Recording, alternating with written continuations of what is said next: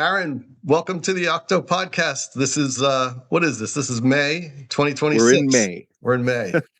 Good to see you. Thank you for the last video you did, by the way. If you haven't seen it, view our channel. It's the episode right before this one, I believe. It came from Beneath the Sea, and you gave a review of that classic. I don't watch movies. We're going to talk about that in a minute, but I don't watch movies very much. But I do really like the classics, and I was very, very impressed with your review of it and how well you covered the cephalopod aspect. That's exactly what we want here at TONMO. So thank you for putting that together. It was excellent. Let's begin with the fact that Remarkably Bright Creatures did drop. I don't remember the exact day, if it was over the weekend or something. I still didn't watch it. I haven't done it yet. I haven't read the book. Aaron, have you? I've watched some of it, but I definitely focused on the octopus parts because that was what my interest was going to be in. So I will admit that I fast forwarded through a lot of the emotional parts just to focus on the CGI octopus. I remember we talked about it a couple months ago, looking at the trailer, and I had complained that I thought that the CGI octopus looked a little bit like Uncanny Valley, like it didn't look right. Yeah. And I stand by that position. Okay. Good. Throughout the film, when the octopus was on screen, it did everything an octopus should do. You know, they had the eye right. I made a big deal about that in my previous video, that the eye didn't look right. That's right. It had the mantle texture. It looked like a giant Pacific octopus. And it did some of the behaviors that a GPO would do, but it didn't do them in a natural way. It did them in a kind of like trained puppy kind of way. Like, okay, so now the octopus has to do this, and now it has to do this. And I understand that for the sake of the movie, it had to do that, but animals in nature, or real animals, don't move that way. They have caution and they ponder for what they're going to do. So I think the behavior was what led it to just seem inadvertently fake to me. And then there was the odd moment where they actually had footage of a real octopus in an aquarium, like eating and that sort of stuff. And so it was jarring that we would move from that back to the CGI octopus again.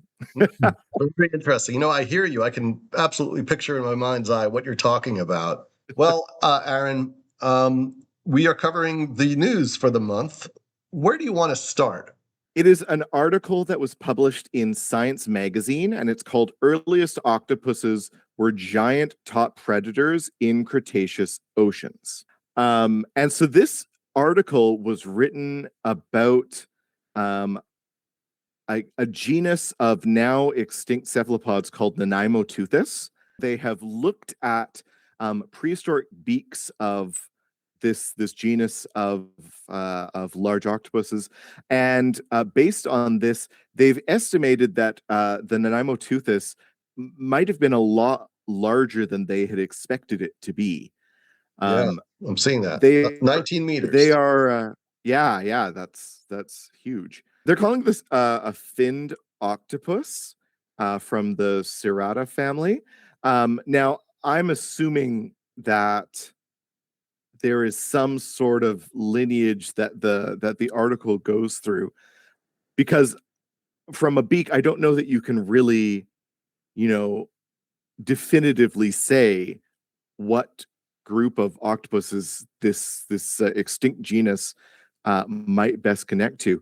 I know that some octopus beaks, and with definitely differences between octopus and squid and cuttlefish beaks, the shape of them does absolutely identify if it's going to be an octopus or a squid or so on and so forth.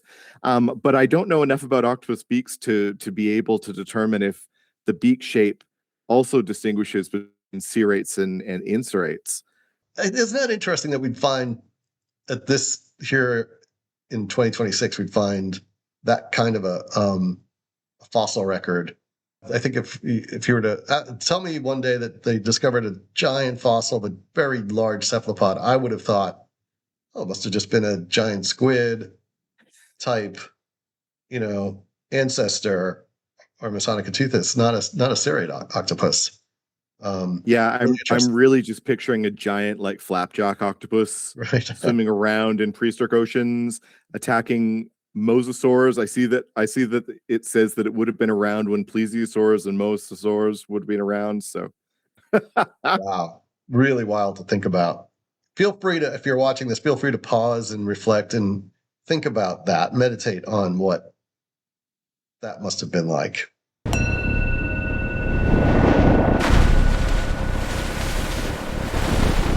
But we'll carry on. What's your next story, Aaron? the next one, since we're kind of in prehistoric zones already, uh, I also saw an article about the world's oldest octopus fossil from Guinness World Records was misidentified. Here's what it really is. Yeah, I saw that one. Oh, And there was this fossil that they thought was an ancient octopus. However, it does look like it's still a cephalopod. It looks like it would have been a shelled cephalopod, something like a nautilus. yes. I can tell. I don't think you didn't watch the episode with me and my wife Tanya. So if you're watching now and you haven't watched it, because I covered the story in that, I covered the news in Oh, that. did you? Yeah, I did. But You know what? I watched the reading. I didn't watch the first part. synchrotron imaging found tiny teeth preserved inside the rock. So it's actually a relative of the modern nautilus, not an octopus. At the end of the day, these are all cephalopods, so we're fine with that. Yeah. So you forward through my stuff, and all right, well, now I know. Now I know. I was just so curious when you said that there was a reading. I skipped right to it.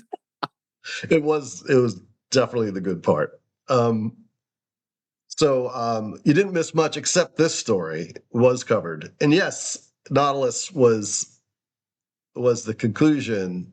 To which I said, "It's all good with us. It's still a cephalopod." So Exactly. I was more interested that they changed when the octopus would have evolved. So they had moved it. They thought that it was occurred in the Mesozoic era, but Yeah. it was shifted into the Jurassic period. So Exactly. I thought that was really interesting. Yeah, really impactful discovery. So yes, to your point, two really important fossil findings or discoveries about ancient cephalopods. And you're a scientist. You've dealt with this kind of thing where papers are released and written and whatever. Do scientists, when they write a paper, do they tend to release similar? Are there like competing papers? When you're publishing to certain journals, they usually have a focus for what they want to feature. And so if a group of authors did some research together, what can happen is they'll look at the research they did and go, okay, well, we'll publish all of this, but we'll do it in separate journals that have focuses on different aspects of this research. So if you publish in this journal, I'll publish in this journal, and then all of our research will get out to the public. But it will be through publications that will highlight what we want to highlight from the research. You really do have to coordinate the information that you're using because a lot of scientific fields, especially marine biology, but a lot of different scientific fields overlap so much. There's a lot of different aspects that scientists have to look at. And if you've written something that goes over taxonomy, genetics, ecology, very few journals are going to cover all of those.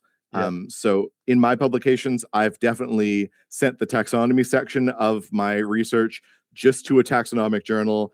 And then Heather Braid has sent the genetics section to the genetics journal. And you just have to, you have to coordinate in order to make sure that all the information gets to the people that are going to read it. Very good. I appreciate that discussion and that insight. Thank you for that. I'm going to choose the next story, if you don't mind. Yeah. Okay. It's the Birch Aquarium helping baby red octopuses settle. I have it in front of me. So the senior aquarist of animal health at Birch Aquarium at Scripps Institution of Oceanography, Maddie Tracewell, is the one commenting on this. She says, our plan was to put her on display so that the public could see her. But about like a month after we received her, she laid eggs.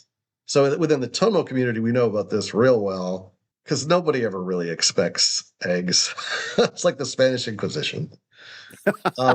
Feels like every month easily there's a story about so-and-so aquarium got a new octopus and help us name him or her and all that good stuff. But it's not all that often that an aquarium successfully rears eggs. This is a cool picture of the upwelling system that they created to provide proper water flow. That's kind of the highlight of this, was the collaborative effort to create this upwelling system. Because as you said, aquariums get new octopuses a lot, but keeping cephalopods alive in captivity, especially through various stages of their life cycle, is challenging.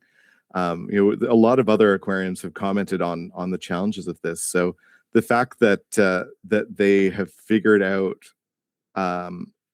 a method of raising larval red octopuses up to the point where they would settle onto the seafloor is a really big deal. So yeah, a round of applause to them.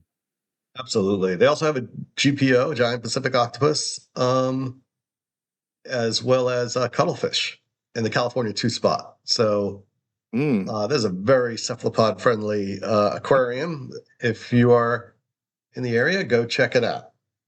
Okay, Aaron, take us to our next story. If we're talking about headlines, the best headline that I read this month was from, what's it from? ZME Science. The octopuses are punching fish again. They're back at it. They're back at it. But it was, yeah, I thought that was a great headline. And if you have not seen the original punching fish video, they have that included, so you can watch an octopus punch fish. It's what you would imagine. They're just going out and giving a jab.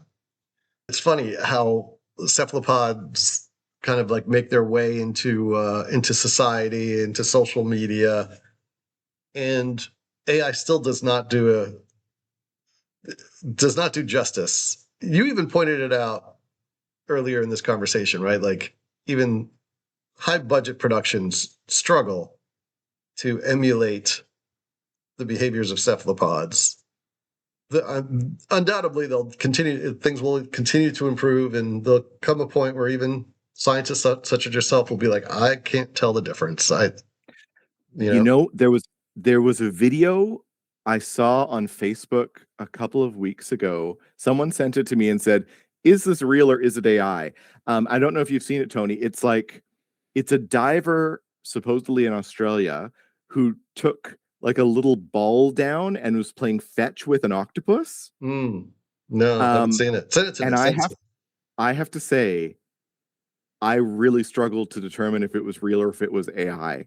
I felt like it should be AI, but I couldn't find any of the usual things that happen in AI. It's an awesome technology, of course, and it's great to be able to recreate things that are realistic. That's a positive thing, but also discerning reality from fake creations is like kind of super important for us to be able to do as well. So we have guidelines on TONMO about that. Do click around or ask me directly if you have any questions on this topic. I love to talk about all that stuff. But for now, thanks for watching, and we'll catch you next time. More to come. Thanks, everybody. And if you're having a bad day, just remember, millions of years ago, there was a 19-meter flapjack octopus terrorizing the oceans.